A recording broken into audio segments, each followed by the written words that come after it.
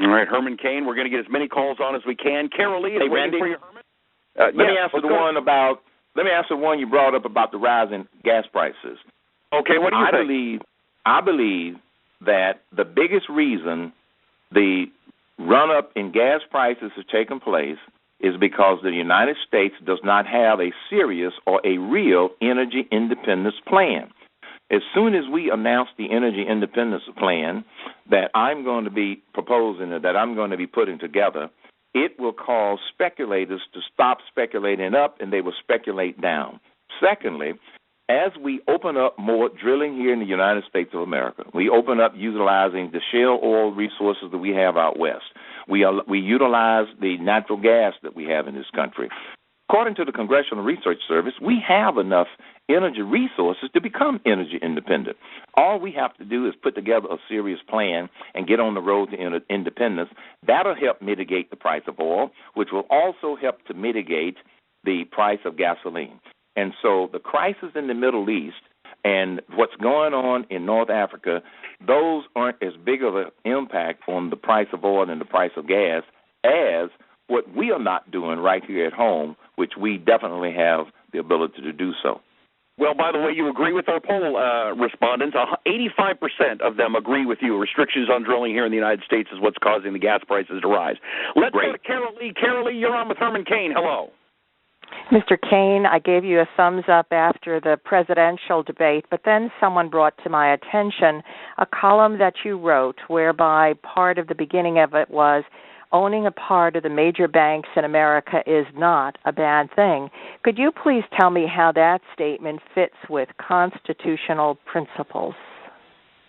I'm not sure of that article, unfortunately. It was written in Slate magazine, and it was May 6th, and it's laid by George David Weigel, the Herman Cain Oppo. It starts out with, and it points out to a column that you wrote about TARP as it was passing through and it does quote something that you wrote saying, "Wake up, people." So I'm sorry you don't know about it, but I'd be glad to give anybody a link.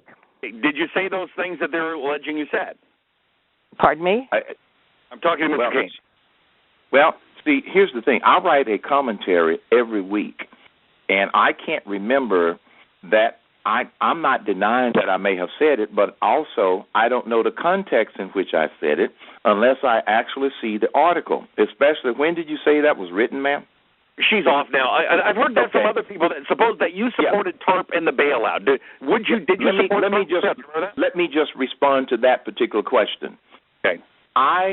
Back when we were approaching the financial meltdown, because I understand business, economics, and a little and some finance because of my business background, I saw that we were definitely on a disastrous track if we did not do something drastic. TARP was drastic.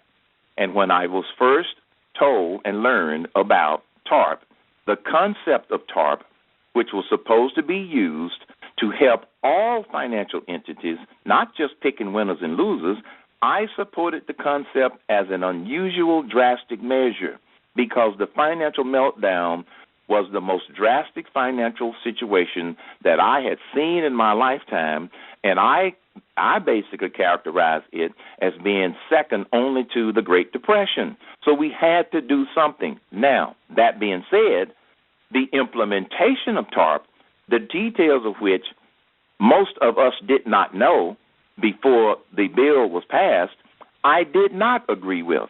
I did not agree with the administration picking winners and losers.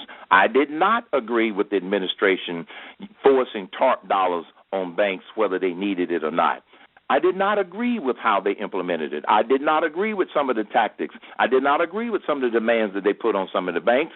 So if I had known that the administration was going to implement it the way that they did, picking winners and losers, using that leverage to buy up financial institutions and bail out General Motors and all of these other entities, I would not have supported it.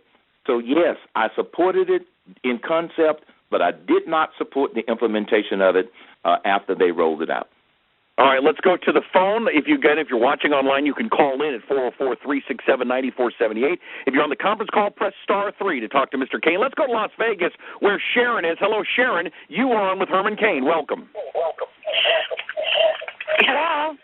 Hello, Sharon. Hi. Go ahead. Computer up. Go ahead. Okay. I would like to know how you feel, Herman, about our government becoming a socialist-dominated government. I absolutely object to our government becoming a socialist-dominated government. This is why I characterize it as being on the wrong track. And one of the reasons that I am going to be making an announcement on Saturday about running for president is because I believe we can get it back on track. I don't believe in the government taking over health care. This is why I support repeal and replace Obamacare. We can repeal it and replace it. I don't agree with raising the debt ceiling. I believe that the way we should deal with that is simply identify those critical things that we ought to pay for, and everything else is going to have to be cut so we can stay under that debt ceiling. Congress has shown, this administration has shown, they cannot control their appetite for spending, so I don't agree with continuing to raise that ceiling. The critical things that we need to do, that we need to pay and then cut everywhere else, we need to make sure that we pay the interest on our debt. We need to make sure that we pay our military and and their families. We need to make sure that people on Social Security get their money and that people who have Medicaid bills Medicare bills get paid. Then we look at everything else and manage it back down under the debt ceiling. So, no, I don't agree. And I agree that we should make it easier for the free market system in this country to work, not make it more difficult. This administration has made it more difficult for the free market system to function in this country, and I would pass policies that would be totally opposite of that. So I don't believe in a socialized America. I believe in a free, liberty-driven America in terms of us having more of the freedoms that built this great country. Let's go to Thomas. Thomas, you're on with Herman Cain on the Tea Party Cyber Town Hall Teletour. Hello. Hello. Hello, Thomas. You're on. Yes. I've got two questions. One, my primary one is illegal immigration. I'm in the food service business. I've been since for about 17 years, and they are definitely, illegals are taking away the food service business work, and it's not because of work that won't be done. It's simply because they're put up with doings that the regular Americans aren't going to. What's your stand on illegal immigration, and what are you planning on doing about it? And then the second one, and this is just because I do like you. I've listened to you a few weeks ago on the debate. I very much like to see you get into the White House right now. But we do have a black president right now that unfortunately has made some bad decisions based on race. How are you going to overcome that? I'll vote for you, but I've heard a lot of people say they're hesitant. And what will you do to counter that?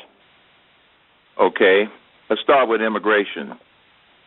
First of all, the reason that nothing has been done significantly about the immigration problem is because it's not one problem, it's four problems. It is securing the border, enforcing the laws that are already there, promote the path to citizenship that's already there, and the way you deal with the illegal immigrants that are already here is that you empower the states to do what they can do that the federal government is not doing and they won't do.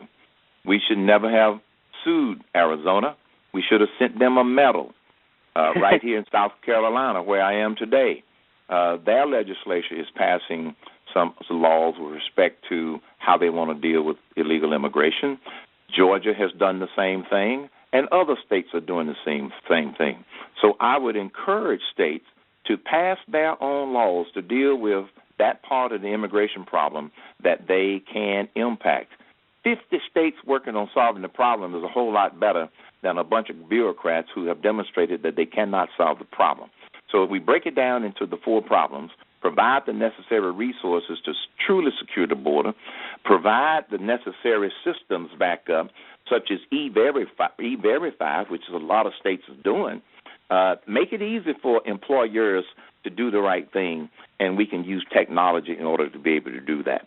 And relative to the current citizen process, use the one that we already have. We don't need a new one. When you hear people talk about we need a new path to citizenship, that's code for amnesty. I do not agree with amnesty. I met a lady today in this event that I'm attending in Aiken, South Carolina, who came here from another country, who came through the front door. And she said the most frustrating thing was the bureaucracy and the mistakes that were made. We can fix those kinds of things. That's how I feel about immigration, and that means also putting the necessary resources there in order to make it happen. If we need to move resources from another part of the federal government in order to truly secure that border using both troops and technology, that's what I would do as President of the United States. Now, let's talk about this whole race thing. Yes, President Obama was the first African-American president. I would be the first black president of the United States of America. And, yes, there's a thimbleful of people out there who are reticent about voting for another black man to be president because they've been so disappointed with the performance of this president. Well, I think that 95% of the people are going to look past race and look past the color of my skin and look at the stark differences between my background, this president, as well as his lack of performance. They're going to see I have a track record of fixing stuff. I have a track record of leading organizations. I have a track record of turning things around. Unfortunately, this president has not been an effective president simply because he has not had the experiences that I have had as a businessman of over 40 years. He has not had the experience that I have had as a problem solver. One of the things that a successful business person does is make sure that you're working on the right problem and that you properly frame that problem. Just like we have framed this problem on immigration, I will take that approach on every one of the major critical issues that we face, and that's why I think that for most people it won't be about color. It'll be about content of your ideas and your personal character.